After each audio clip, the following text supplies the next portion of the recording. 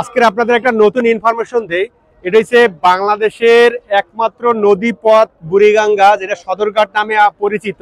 এইখানে দক্ষিণ অঞ্চলের যত লঞ্চ এবং নৌযান বলেন, নদী পথে যত যান আছে, এটা ঢাকা একমাত্র এই স্থানে এসেই থামে। আর এইখান থেকে বিভিন্ন পণ্যবাহী এবং যাত্রীবাহী লঞ্চ এবং নৌযানগুলো চলাচল করে। আমরা যারা দক্ষিণের অঞ্চলের মানুষ, আমরা কিন্তু চাইলেই যারা লঞ্চে এসে দীর্ঘ সময় বসে থাকি, এই লঞ্চ ঘাটের পাশেই কিন্তু আমাদের আর একটা জিনিস আছে, গোলাপি প্যালেস নামে পরিচিত, যাকে আহসানুল্লাহ মঞ্জিল বলা হয়। এই আহসানুল্লাহ মঞ্জিলটা কিন্তু আমাদের এইখানে, এই যে সদরঘাটের পাশেই, ঠিক 2 থেকে 3 মিনিট লাগবে। এই পাশে মানে সদরঘাটের পাশে হয়েছে যে এই পাশে একটা ওয়াল, আপনারা এই সামনে আর একটা মার্কেট আছে, মার্কেটের ভিতর দিয়ে যদি রাস্তায় যান, তাইলেই এইখানকার যে মূল ফটক বা মূল যে গেট, এই গেট দিয়ে আপনারা এই আহসানুল্লাহ মঞ্জিল কিন্তু ভিজিট করে যাবেন। এর জন্য আপনাদের আলাদা করে কোনো সময় লাগবে না।